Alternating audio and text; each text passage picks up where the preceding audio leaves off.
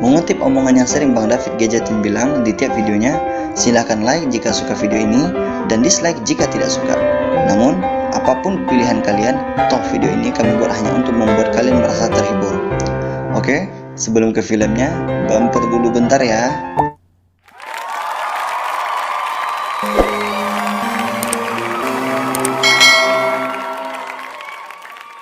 Film yang kami sodorkan ke kalian pada kali ini berjudul Killer Nun, artinya suster pembunuh. Sebelum kalian berkomentar, Bang, ini apanya suster ngesot?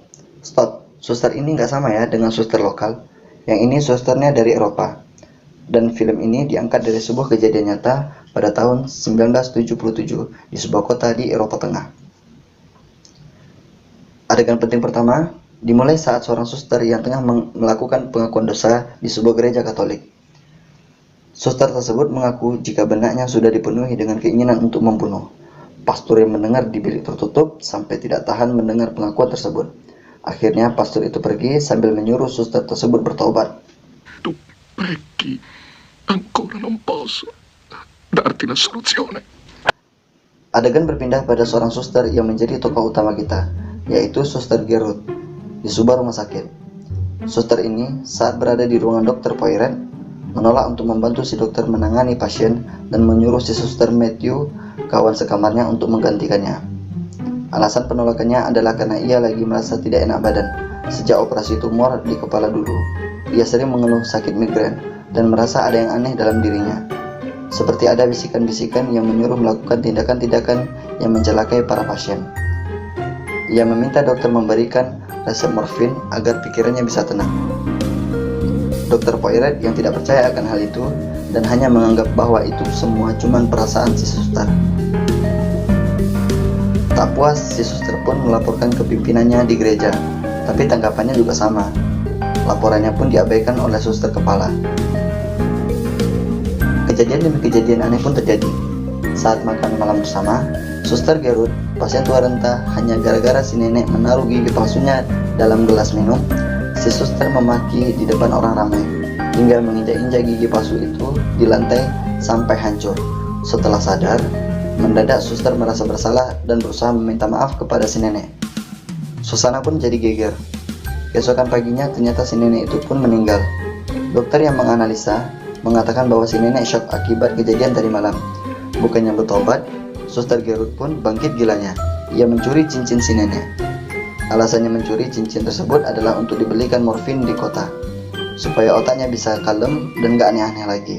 Sepulangnya dari kota, kotak-kotak morfin dia simpan di dalam laci lemari. Suatu pagi, Suster Gerud melaporkan Dr. Poiret ke pimpinan rumah sakit atas kematian si nenek. Ia mengatakan kalau si dokter sudah tidak kompeten lagi mendiagnosa penyakit. Akibatnya si nenek meninggal. Pimpinan rumah sakit pun percaya begitu saja dan setuju untuk memecat si dokter. Namun, agar tidak menimbulkan kegaduhan, pemecatan dilakukan secara internal dan diam-diam. Dengan perasaan puas, ia masuk ke dalam kamar. Sesampainya di kamar, mendadak sakit migrainnya kambuh lagi. Salah seorang pasien yang bernama Janot berusaha membangkitkan tubuh si suster dari lantai. Namun malah, bagi laki-laki tua tersebut, entah bagaimana tubuhnya terlempar jauh keluar jendela. Tubuh tua tersebut akhirnya meninggal di tempat. Suster Gerud yang sempat bingung karena Suster Matthew menyodorkan kain miliknya yang berlumuran darah Janot, padahal Janot dianggap bunuh diri. Apakah ia sudah membunuh tanpa ia sadari? Pikir Suster Gerud. Adegan berpindah keesokan harinya. Saat itu semacam hari libur di rumah sakit. Para pasien dan para suster bersenang-senang di taman halaman rumah sakit.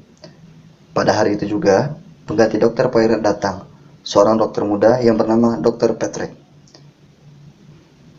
Pada sore hari menjelang malam ketika hujan lebat, di pojokan rumah sakit terlihat Florence, seorang pasien perempuan muda, sedang memadu kasih dengan Jane, pria yang lebih cocok sebagai kakeknya. Suster Gerud yang memergoki hal itu hanya bisa melihat dari jauh dengan tatapan menyesal. Keesokan pagi, Suster Matthew ke ruangan dokter muda untuk melapor pagi. Lalu, dia berjalan menuju ke arah jendela sambil menunjukkan sesuatu. Dokter muda tersebut ikut melihat keluar dari balik tirai jendela. Dia pun terkejut. Bergegas dia keluar mengajak Dr. Matthew ke arah lapangan. Di sana Jin sudah ditemukan tidak bernyawa. Si istri rumah sakit pun heboh. Para pasien mencurigai Suster Gerud adalah pelakunya. Namun, entah karena takut akibat tak adanya bukti, mereka hanya berani menunjuk dengan sikap tidak suka. Sikap yang membuat Dr. Gerud semakin stres dan gila sendiri. Beberapa hari kemudian, Suster Gerud tersadar di ruangan cuci dengan mengenakan sarung tangan berwarna pink yang ada darah. Dia merasa heran karena tak merasa pernah memakainya. Ketika masuk ke kamar kain kotor, ia berteriak histeris saat melihat mayat seorang perempuan parubaya tergantung di langit-langit. Akibat kejadian itu, semakin kuat kecurigaan orang-orang bahwa dia adalah Killer Nun, alias suster pembunuh. Terdesak oleh keinginan untuk membuktikan bahwa dirinya tidak bersalah, Suster Gerud menyekap salah seorang pasien laki-laki muda yang lumpuh di ruangan bawah tanah. Namun, pemuda tersebut menolak untuk membocorkan dari siapa ia mendapat kabar bahwa Suster Gerud lah yang membunuh para korban. Stres karena nggak bisa membuat pemuda tersebut mengaku, akhirnya Suster Gerud beranjak meninggalkan tempat itu menuju kamarnya. Namun, sekilas ia melihat Suster Matthew tergopoh-gopoh berjalan ke arah kamar Dr. Patrick. Dia sempat curiga apakah ini semua didalangi oleh teman sekamarnya itu. Tidak ambil pusing, dia harus segera menuju kamarnya. Dia ingin menenangkan diri dengan suntikan morfin. Sesampainya di kamar, ia terkejut mendapati lacinya sudah diacak-acak seseorang. Simpanan morfinnya berserakan dan banyak yang hilang. Ia merasa beruntung masih mendapatkan satu botol kecil yang belum terpakai. Segera disuntikannya ke lengannya. Tak menunggu waktu lama, pikirannya sudah melayang ke alam lain. Mari kita lihat keadaan Suster Matthew. Apa yang sebenarnya ia lakukan di kamar dokter muda itu? Ternyata suster muda itu membuat pengakuan bahwa dia telah mencuri pasokan morfin rumah sakit untuk diberikan kepada Suster Gerud yang sudah kecanduan. Sang dokter mengancam akan melapor. Namun, suster mengancam akan bunuh diri di hadapannya jika dia melaporkan perbuatan tersebut. Suster Matthew sampai bersimpuh di kaki dokter, memohon agar melupakan saja kejadian pencurian. Sebagai gantinya, dia bersedia melakukan apa saja yang diinginkan oleh si dokter. Pada momen inilah, darah muda si dokter sangat berperan dalam mengambil sebuah keputusan. Akhirnya, si dokter pun setuju untuk tetap merahasiakan hal ini. Keesokan harinya, suster kepala memanggil Suster Gerud ke ruangannya untuk dimintai pertanggungjawaban atas banyaknya kematian yang terjadi di rumah sakit. Malam sebelumnya, suster kepala sudah mendapatkan laporan dari Suster Matthew. Namun, suster kepala tidak menganggap banyak kematian tersebut sebagai tindakan pembunuhan, karena ia khawatir dengan pandangan buruk masyarakat umum terhadap instansinya. Akhirnya, dia memutuskan untuk merehabilitasi Suster Gerud di rumah sakit jiwa terpencil agar skandal ini tidak diketahui masyarakat luas. Jelang film berakhir, Suster Gerud yang sudah berada di rumah sakit jiwa pelan-pelan dapat mengingat dengan jelas kejadian yang sebenarnya. Ternyata kecurigaannya benar.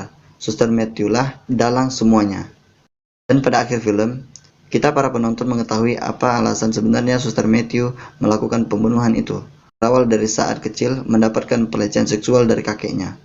Diperparah oleh keadaan orang tuanya yang tidak percaya akan hal itu, membuat dirinya sangat membenci para lansia, terutama para pria, karena menurutnya semua pria tua itu sama mesumnya dengan sang kakek.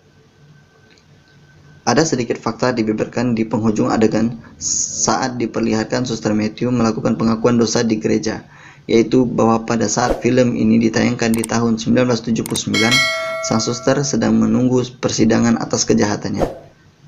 Dia dikatakan bahwa ia mengakui rangkaian perbuatan pembunuhan tersebut. Tidak disebut bagaimana akhir nasib Suster Gerud yang kena fitnah. Ya, semoga dia baik-baik saja ya. Oke, begitulah cerita film Killer Nun.